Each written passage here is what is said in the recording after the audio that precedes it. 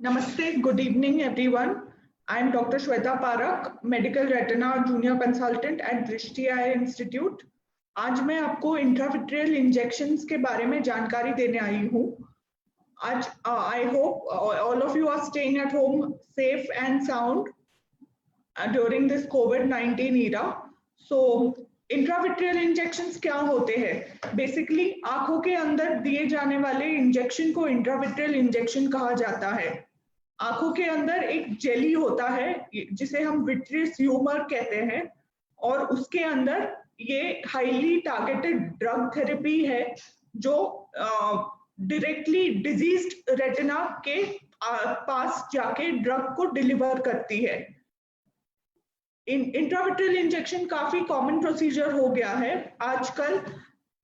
एक साल में लगभग 2 करोड़ इंजेक्शन दुनिया भर में लग जाते हैं इंट्राविट्रियल इंजेक्शंस, लेकिन ये सिर्फ एक ट्रेन्ड रेटिना स्पेशलिस्ट दे सकता है।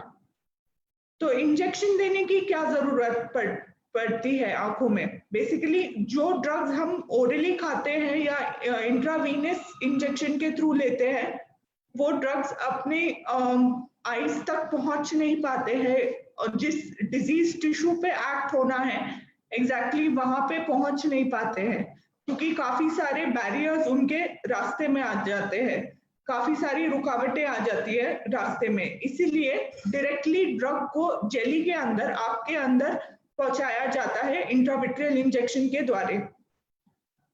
इंट्राविट्रियल इंजेक्शन के इंडिकेशंस क्या है, कौन से कंडीशंस में ये दिया जाता है? तो मोस्टली तो ये रेटिना की बीमारियों में दिया जाता है, पीछे के पर्दे की बीमारियों में दिया जाता है, जैसे कि डायबिटिक रेटिनोपैथी या फिर मधुमेह में जो मधुमेह की वजह से पीछे का पर्दा खराब हो जाता है उसे डायबिटिक रेटिनोपैथी कहते हैं, या age related macular degeneration. Age related macular degeneration is a type of disease जो एज की वजह से पर्दे कमजोर हो जाते हैं, उम्र के साथ पर्दों पे धब्बे हो जाते हैं या खून की नई नसें बन जाती हैं। कभी कभार रेटिनल वेन ऑक्लूजन या आंखों की खून को आंखों को ब्लड सप्लाई पहुंचाने वाली खून की नसें ब्लॉक हो जाती है। उन केसेस में एंटी VEGF इंजेक्शन दिए जाते हैं। एंटी VEGF इंजेक्शन मतलब वो इंजेक्शन जो कि VEGF नामक प्रोटीन के अगेंस्ट काम करेगी।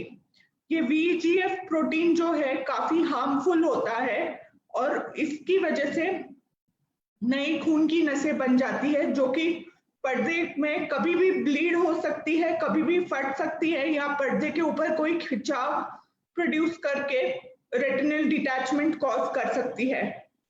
इन कंडीशंस में such as diabetic retinopathy, ARMD या रेटिनल वेन ऑक्लूजन, इन कंडीशंस में anti VEGF such as Avastin, Lucentis या आइलिया इन नामक इंजेक्शंस लगते हैं, इन नाम के इंजेक्शंस लगते हैं। आंखों में कई बार इंफेक्शन भी हो सकता है जिसे एंडोफ्थैल्माइटिस कहा जाता है, जो कि एक साइट थ्रेटनिंग कंडीशन है। रोशनी आंखों की जा सकती है एंडोफ्थैल्माइटिस टाइप ऑफ इंफेक्शन में, जो कि कई बार चोट लगने से या फिर ऑपरेशन ठीक से ना हुआ हो तो इन्फेक्शन होके एंडोफ्थैल्माइटिस हो सकता है। इन दोज केसेस इंट्राविट्रियल एंटीबायोटिक्स दिए जाते हैं, एंटी फंगल भी दिए जा सकते हैं। इंट्राविट्रियल स्टेरॉइड्स भी दिए जा सकते हैं जिनका काम है पर्दे की सूजन या मैकुलर एडीमा को कम करना। इंट्राविट्रियल स्टेरॉइड इम्प्लांट्स भी आते हैं जो कि महीनों महीने तक आंखों के अंदर रहते हैं और डेली सस्टेन्ड रिलीज फॉर्म में डेली थोड़ी थोड़ी मात्रा में ड्रग रिलीज करते हैं, जैसे कि ओजोडेक्स इम्प्लांट है। तो ये इंजेक्शन देने के पहले और इंजेक्शन देने के बाद कुछ सावधानियां बरतनी पड़ती है। तो इंजेक्शन देने के पहले आपके कुछ इन्वेस्टिगेशंस किए जाएंगे, जैसे कि ब्लड शुगर फास्टिंग पोस्ट मील, ब्लड प्रेशर चेक और एक ECG और फिजिशियन क्लियरेंस इंजेक्शन के पहले। कोई कोई कंडीशंस में ये इंजेक्शन लगाना एडवाइजेबल नहीं रहता है, जैसे कि Avastin, for example, is not advisable to be given in patients जिनको पिछले 3 महीने में स्ट्रोक आ चुका है या हार्ट अटैक आ चुका है या फिर उनका बीपी अनकंट्रोल्ड है या फिर वे खून पतली करने की दवाइयां खा रहे हो। उन केसेस में अवेस्टिन देना कॉन्ट्राइंडिकेटेड है। या फिर कोई नॉन ड्रग एलर्जी हो टू एंटी VEGF, तो in those cases those drugs are contraindicated. Injection के एक दिन पहले आपको ओरल एंटीबायोटिक स्टार्ट किया जाएगा, ओरल एंटासिड स्टार्ट किया जाएगा, जो कि दोनों 5 दिन तक चलेगी इंजेक्शन के बाद। ऑल्सो टॉपिकल ड्रॉप्स भी शुरू किए जाएंगे, जो कि 10 दिन तक चलेगी इंजेक्शन लगने के बाद। अब इंजेक्शन का प्रोसीजर कैसा होता है? प्रोसीजर को इटसेल्फ 5 से 10 मिनट लगते हैं, लेकिन उसके पहले आपके आंखों में ड्रॉप्स डाल के पुतली फैलाई जाती है, जिसे लगभग आधा 1 घंटा लग जाता है। प्रोसीजर ओटी में किया जाता है, ऑल अंडर ऑपरेशन थिएटर में किया जाता है, जहां पे सारे प्रिकॉशंस लेके ही इंजेक्शन दिया जाता है। स्टेराइल इंस्ट्रूमेंट्स और एसेप्टिक प्रिकॉशंस यूज करके ही इंजेक्शन दिया जाता है। Eyes are anesthetized by giving drops, gel or injection. Anesthetized in the sense that injection ज्यादा पेनफुल नहीं होता है, थोड़ा डिस्कम्फर्ट कॉज कर सकता है, तो वो प्रिवेंट करने के लिए टॉपिकल एनेस्थेटिक ड्रॉप्स आंखों में डाले जाते हैं। फिर आंख को क्लीन किया जाता है बीटाडीन या एंटीसेप्टिक लोशन से। फिर एक स्पेक्यूलम लगाया जाता है to keep the eyes open. फिर the patient is asked to look down or look in the direction opposite to where the injection is supposed to be given, and then the injection is given with a small needle. Injection की मात्रा बहुत कम होती है, 0.1 ml के लगभग होती है, and then the speculum is removed and the eye is cleaned. इस प्रोसीजर के दौरान पेशेंट को पेन ना के बराबर होता है। पोस्ट इंजेक्शन आपको 1 घंटे तक आंखों के सामने एक पैच लगाया जाएगा, जो 1 घंटे बाद उतारा जाएगा। 10 दिन तक इंजेक्शन लगने के बाद आपको धूल धूप मिट्टी से बचना है, आंखों में पानी नहीं जाने देना है, कंधे के नीचे से नहाना है, हेड बाथ अवॉइड करना है 10 दिन तक। और and in some cases such as in some certain cases आपको restricted activity कहा जाएगा, in the sense that भारी वजन नहीं उठाना है, कमर से नीचे नहीं झुकना है। पोस्ट ऑपरेटिवली आपको ओरल एंटीबायोटिक्स एंटासिड दिए जाएंगे 5 दिन तक, और 10 दिन तक आपको antibiotic drops, pressure lowering drops और दर्द और सूजन कम करने के ड्रॉप्स दिए जाएंगे along with lubricant eye drops. So just as any procedure is associated with with the risks in itself, so there are some complications which can occur if the injection is not given properly or if the technique is not proper. So these complications can be in the form of subconjunctival hemorrhage, यानी कि जिस site पे injection लगा है उस site पे bleeding का एक स्पॉट आ जाता है, तो that is a very minor complication जो अपने आप 1-2 हफ्ते में रिजॉल्व हो जाता है। कभी कभार आंखों का प्रेशर बढ़ सकता है, तो to prevent that pressure lowering drops are given. Then अगर amongst the more serious and more rare complications is endophthalmitis और इन्फेक्शन, जो कि बहुत ही रेयरली होता है अगर इंजेक्शन का तरीका देने का करेक्ट ना हो, या फिर उसके स्टोरेज में कोई लैप्सेस आई हो, या उसके ट्रांसपोर्ट में कोई लैप्सेस आई हो, तो ये इन्फेक्शन काफी सीरियस और साइट थ्रेटनिंग हो सकता है। कभी कभार विट्रियस हीमोरेज हो सकता है, जो कि आंखों के जेली के अंदर खून जमने को विट्रियस हीमोरेज कहते हैं। अगर technique is not proper, then retinal detachment can occur. So अगर कभी स्टेरॉइड का इंजेक्शन दिया हो तो उससे सफेद मोतिया बढ़ सकता है। ये सब कॉम्प्लिकेशंस आपको फेस ना करने पड़े, इसलिए आपको एक कॉन्टैक्ट नंबर दिया जाएगा जो कि आपके पोस्ट ऑपरेटिव शीट के ऊपर लिखा रहेगा। So you have to contact the concerned person in case there is an increase in amount of pain or increase in or decrease in vision. नजर कम हो जाए या दर्द बहुत ही अनबेरेबल हो जाए तो आप कांटेक्ट करके इन्फॉर्म कर सकते हो कंसर्न्ड अथॉरिटी को, and then the appropriate action will be advised to you. कभी कभार रिपीटेड इंजेक्शंस देने की जरूरत पड़ती है, depending on the retinal diagnosis and on the condition. अब मैं आपको एक वीडियो दिखाने जा रही हूँ जो कि प्रोसीजर आपको समझ सके आप।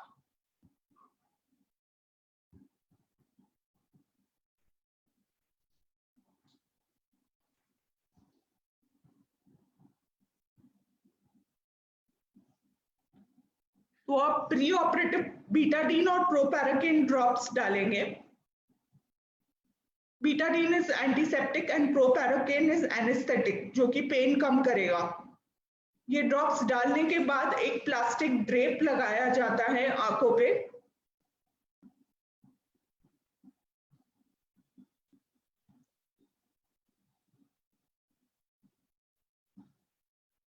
Plastic drape is to isolate the site of injection.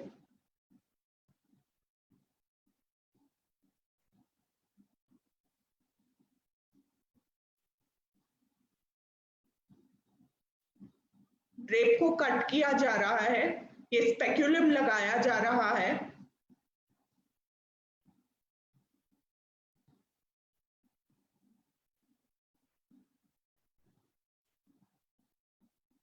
सबकंजंक्टिवल anaesthetic भी दे सकते हैं अगर पेशेंट पेन टॉलरेट नहीं कर पा रहा है तो injection lignocaine can be given in the form of a bleb in the subconjunctival area.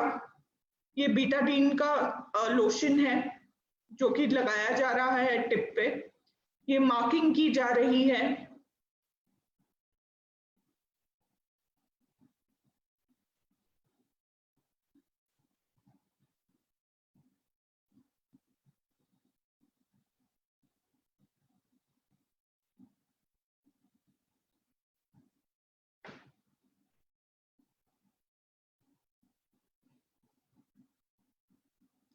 अब ये इंजेक्शन दिया जा रहा है बहुत ही पतली सी और छोटी सी नीडल से आंखों के अंदर, through the white part of the I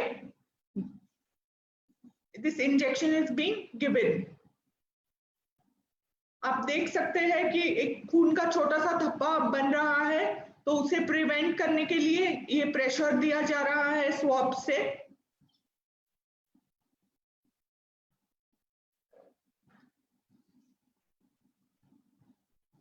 massage करके इंजेक्शन के साइट को सील किया जा रहा है। अब ये प्रोसीजर खत्म तो पेशेंट को पूछते हैं अगर वो लाइट देख पा रहा है कि नहीं। स्पेक्यूलम निकाल के क्लीन करके the procedure is now done. अगर आपके कोई सवाल होंगे तो doctor Shrey and I will be most happy to answer them, so kindly please start sharing your questions.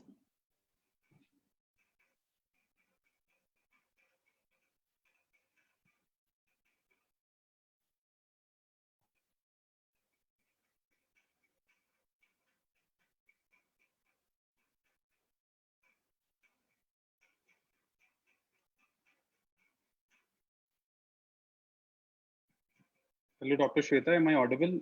to you? Yes, Dr. Shea. Okay. Thank you very much for such an insightful talk about intravitreal injections. तो वैसे कि आपने देखा कि doctor Shweta ने बहुत अच्छी तरह से समझाया कि किन चीजों में और कैसे हम इंजेक्शन को लगाते हैं और किन डिजीजेस में इसकी जरूरत पड़ती है। तो आपके जो भी क्वेश्चंस हैं वो आप अब पोस्ट कर सकते हैं, जिससे कि डॉक्टर श्वेता और इसके बारे में इलैबोरेट कर सके आपको।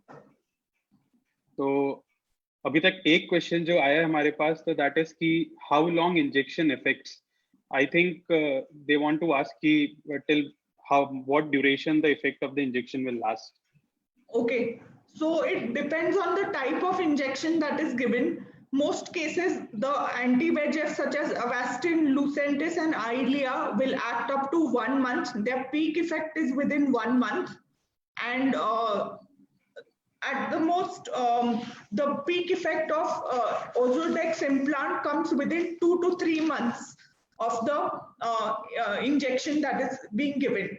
That is why after seeing the patient on the first post-operative day for vision and for fundus examination, the patient is called again after 1 month, and at that time a repeat OCT scan is done, जिससे कि पता चल जाता है कि injection का कितना असर हो चुका है वो डिजीज पे, and then further injections, number of injections can be decided accordingly.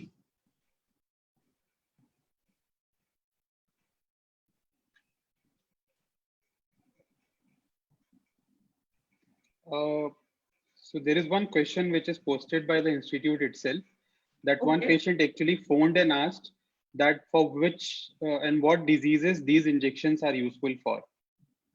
Okay, so like I said, these intravitreal injections are given mainly in retinal conditions such as diabetic retinopathy, age-related macular degeneration, especially the wet type of ARMD, for IPCV or idiopathic polypoidal choroidal vasculopathy, for retinal vein occlusions such as branch vein occlusions, that is BRVO or CRVO or central retinal vein occlusions. In these conditions, mainly anti-VEGF injections are given. Endophthalmitis is the condition where antibiotics and antifungals are given intravitreally. In case of uveitis also, we can give, and in case of macular edema due to a number of conditions, we can give intravitreal steroids also. And steroid implants can also be given, such as Ozurdex implant, in cases which require repeated monthly injections. Thank you, Dr. Shweta. And one person has asked, okay, the patient who had actually asked you this question was Hindi speaking patient. So they have asked to repeat in Hindi to... Okay. So diabetic retinopathy या फिर मधुमेह की वजह से होने वाले पर्दे की बीमारी पे, या फिर उम्र के हिसाब से जब पर्दा कमजोर हो जाता है, उस बीमारी को जो ARMD कहते हैं या एज रिलेटेड मैकुलर डिजेनरेशन कहते हैं, उस कंडीशन में, या फिर ब्लड सप्लाई जब रेटिना को बंद हो जाए, सच एज जैसे कि रेटिनल वेन ऑक्लूजन कहते हैं उसे, जो खून की नस आंख को सप्लाई करती है वो बंद हो जाती है, तो उन कंडीशंस में ये दिया जा सकता है। आंखों के इन्फेक्शन में भी दिया जा सकता है, या पर्दे की सूजन में भी इंजेक्शन दिया जा सकता है। Then one person is asking कि how many injections are required, मतलब एक डायबिटीज पेशेंट में कितने इंजेक्शंस तक की जरूरत जो है वो पड़ सकती है?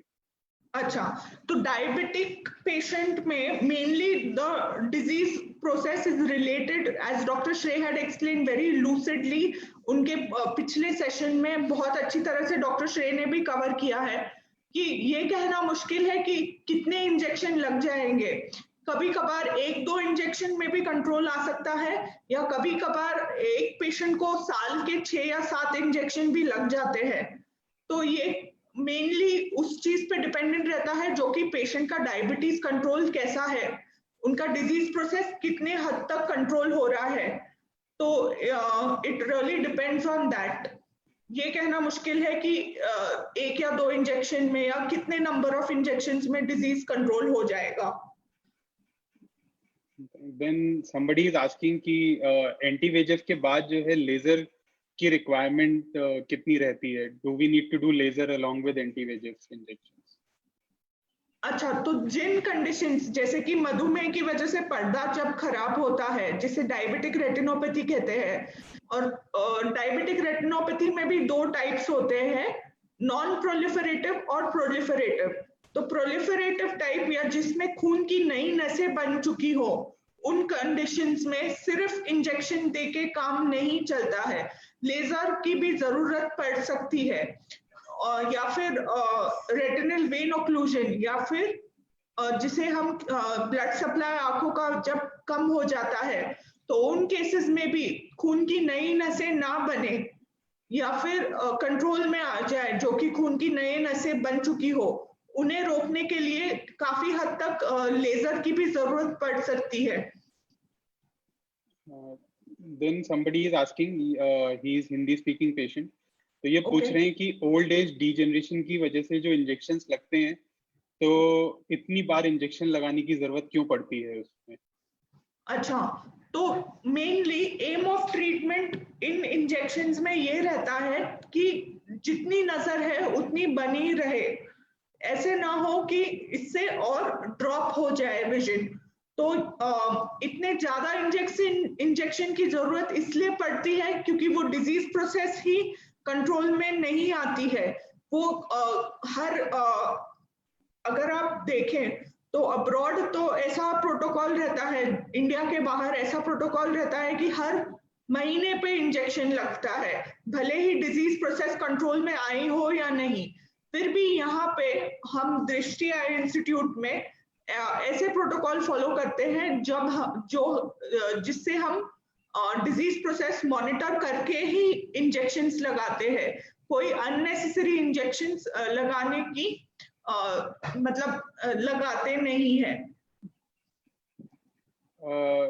Then somebody is asking कि 3 तरह के इंजेक्शंस होते हैं, Avastin, Lucentis and Eylea, तो how we choose कि कौन से पेशेंट को कौन सा इंजेक्शन जो है उसकी रिक्वायरमेंट है? Mainly, ultimately, it really, we give the patient the best choice of the injection. Most of the time we begin with Avastin. Avastin से शुरुआत करते हैं क्योंकि ये बेसिक इंजेक्शन है, थोड़ा कॉस्ट वाइज भी अफोर्डेबल है पेशेंट को। अगर फर्स्ट टाइम डिजीज है तो मोस्टली अवास्टिन देते हैं। अगर अवास्टिन से रिस्पॉन्स नहीं आ रहा हो तो we can switch to Lucentis also, और अगर लुसेंटिस और अवास्टिन दोनों से भी रिस्पॉन्स नहीं आ रहा हो तो we switch to Eylea, which is the more advanced injection. And it really जो डिपेंड करता है पेशेंट की कंडीशन पे और डिजीज डायग्नोसिस पे, एंड उनका रिस्पॉन्स कैसे बन रहा हो इंजेक्शन को। And to add on to that, कुछ ऐसी डिजीजेस हैं जैसे कि IPCV, तो इन डिजीजेस में स्पेसिफिकली Eylea है जिसका रोल बेटर है, तो उसमें we give a choice to the patient कि they should go for Eylea as the first injection. तो डिजीज बेसिस पे भी हम चूज करते हैं कि कौन से इंजेक्शन जो है वो लगना चाहिए। फिर somebody is asking कि क्या शुगर के पेशेंट्स का इलाज बिना लेजर के सिर्फ इंजेक्शन से भी किया जा सकता है क्या? Like you can give only anti-VEGF and no laser is needed. Can we do अगर that? खून की नई नसें ना बनी हो और सिर्फ सूजन हो पर्दे में तो जरूर सिर्फ इंजेक्शन से भी इलाज हो सकता है, लेकिन क्लोज मॉनिटरिंग की जरूरत रहती है। कभी कभार फोकल लेजर की भी जरूरत पड़ जाती है सूजन कम करने के लिए। तो ऐसा नहीं है कि laser is a harmful process, it is a useful process जिससे कि सूजन को काफी हद तक कंट्रोल में ला सकते हैं या खून की नई नसें बनने से रोक सकते हैं। Then somebody is asking कि Avastin injection के बाद if we see a floater, तो what can be the reason for that? 1 or 2 floaters should not really bother the patient, but sudden increased number of floaters can be a little alarming. मतलब in the sense that अगर बहुत सारे काले उड़ते हुए अचानक से नजर आए तो in that case patient should report, because that can mean that either खून जमा हो गया है जेली में, जिसे हम विट्रियस हेमोरेज कहते हैं, या फिर पर्दा अपनी जगह से खिसक गया हो, जिसे हम रेटिनल डिटैचमेंट कहते हैं। और कभी कभी रेयरली ऐसा हो जाता है कि जब इंजेक्शन हम लगाते हैं तो साथ में कोई अगर एयर बबल अंदर चला जाए तो वो भी कुछ दिनों के लिए फ्लोट कर सकता है आंख में, जो कि अपने आप 4-5 दिन में खत्म हो जाता है। तो that can also be one of the reason floaters के लिए। बाकी somebody is asking कि मैम ARMD क्या होता है, इसके लिए क्या इलाज है? अच्छा, तो ARMD उस डिजीज को कहते हैं, उसका फुल फॉर्म है age related macular degeneration. Macula पर्दे का केंद्र बिंदु रहता है जहां से हमारी फाइन विजन, चेहरे पहचानने लायक या लिखने लायक या फाइन विजन करने लायक, कलरिंग पेंटिंग जैसे काम करने लायक, वो भाग वो हिस्सा अफेक्ट हो जाता है एज रिलेटेड मैक्यूलर डिजेनरेशन में। ये सेंट्रल पार्ट होता है रेटिना का। तो इसमें दो टाइप होते हैं, ड्राई ARMD और वेट ARMD। ड्राई ARMD में सिर्फ धब्बे बन जाते हैं, डिपॉजिट्स बन जाते हैं पर्दे में एज के हिसाब से, something like cholesterol deposits but not exactly cholesterol, जिसे हम ड्रूजन कहते हैं। तो ड्रूजन्स are formed and in wet ARMD new blood vessels are formed beneath the retina। मतलब नई खून की नस परत बन जाती है रेटिना के नीचे, जो कि ब्लीड होके सूजन पैदा करती है पर्दे पे। तो इसके लिए ड्राई ARMD के लिए हम पर्दे को ताकत देने के लिए एंटीऑक्सीडेंट्स, मल्टीविटामिन्स देते हैं, कोई ड्रॉप्स देते हैं जिससे पर्दे को ताकत मिलती रहे, पर्दे की रोशनी बरकरार रहे। और वेट ARMD में mainly the treatment is in the form of anti-VEGF या anti-VEGF इंजेक्शंस, जो कि VEGF लोड कम करता है। VEGF इस प्रोटीन की वजह से, VEGF जब ये प्रोटीन रिलीज होता है तब खून की नई नस बन जाती है पर्दे में, तो उसे कम करने के लिए we have to give this anti-VEGF injection in the form of Avastin, Lucentis or Eylea. Dr. Shiv, would you like to add? No, you have told it very well कि बहुत सिंपल है कि अगर ड्राई है, कोई fluid नहीं है, तो we will just keep on observation और एंटीऑक्सीडेंट से उसे we'll try to restrict it। और जब it turns into wet यानी कोई फ्लूइड आ जाता है तो हमें इंजेक्शन लगाना पड़ता है, जिससे कि जितनी रोशनी है उतनी हम बरकरार रख सकें। फिर on the same line somebody has asked कि can wet ARMD be hereditary, like can it run in family? Yes, it definitely can. There is a major hereditary background to this disease. So अगर आपके family में कोई history हो wait ARMD की या dry ARMD की, तो जब आप 50 के बियॉन्ड एज क्रॉस करें तो जरूर अपना रेटिना चेक करवाएं। Then somebody had asked very vague question कि damaged रेटिना को ठीक कर सकते हैं क्या? रेटिना की बीमारी बहुत कॉम्प्लेक्स होती है और काफी हद तक कंट्रोल की जा सकती है, लेकिन जो डैमेज पहुंचा है उसे रिवर्स करना बहुत मुश्किल है। या फिर समझो कोई निशान बन गया हो पर्दे पे, तो उसे हटाना काफी मतलब इम्पॉसिबल है। सिर्फ इतनी कोशिश की जा सकती है कि जितनी नजर है बची हुई उतनी बरकरार रहे। Then somebody has asked, I think 2 questions I can club. What is good for retina health or which drop can be used for retinal strength? Okay, instead of using drops for retinal strength, it is advisable to use antioxidant supplements and multivitamin supplements, which we can definitely advise to you if you visit us, or if you want a teleconsultation, you can contact us and let us know in this pandemic if it is अगर आपको hospital आना मुश्किल है तो आप phone पे भी जानकारी ले सकते हैं और मैं प्रिस्क्रिप्शन दिलवा सकती हूँ आपको. Then somebody has asked कि what if injection doesn't work? If injections do not work, there are other options. In most cases, we switch to another injection. दूसरा injection try करके देखते हैं. And most of the time ऐसे तो नहीं होता है कि the patient does not respond to absolutely anything. So most of the time, in 99% of the cases, switching injections usually helps. Right. So normally that is what we do. Ki suppose if we start with Avastin, if it stops working, so we shift to Lucentis, जो कि second best है. फिर otherwise we go to Eylea, depending on the disease. And if nothing works, then we give a trial. Like if one doesn't give much effect, then we give one more. But if we feel कि कोई injection काम नहीं कर रहा है, तो then that is a state that we stop injecting because it is not leading to any good outcome. So that depends on कि आपको क्या बीमारी है और जो इंजेक्शन है उसका आउटकम कैसा आ रहा है. Yes.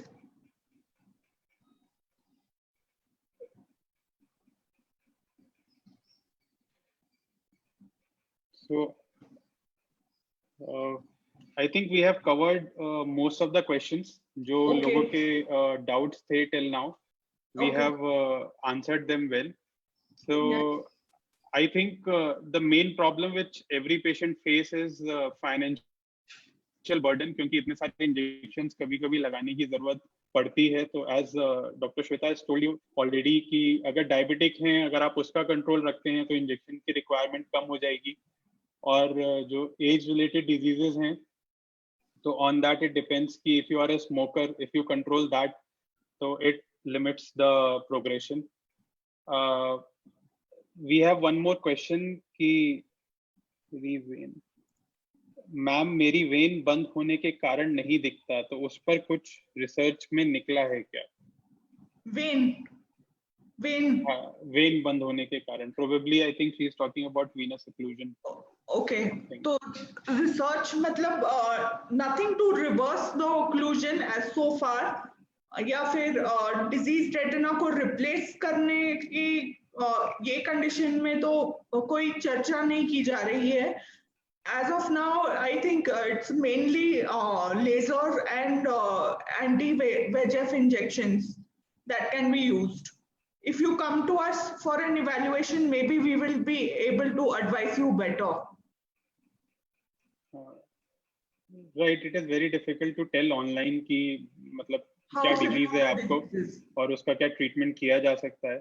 Exactly. I think after consultation, it is better कि we can guide you कि what can be done or cannot be done further. Right. I would like to add one note that Drishti Eye Institute is open for teleconsultations in case आप hospital visit नहीं कर पा रहे हैं, तो COVID-19 के दौरान इस teleconsultation जरूर हो सकता है यहाँ पे. और आपकी कोई दिक्कत होगी तो हम ज्यादा से ज्यादातर वो फोन पे सॉल्व करने की कोशिश करेंगे. I think we are done with questions. Yes, I think we are. So thank you, Dr. Shweta, for such an elaborative talk. Thank you, Dr. Shrey, for moderating. Thank you.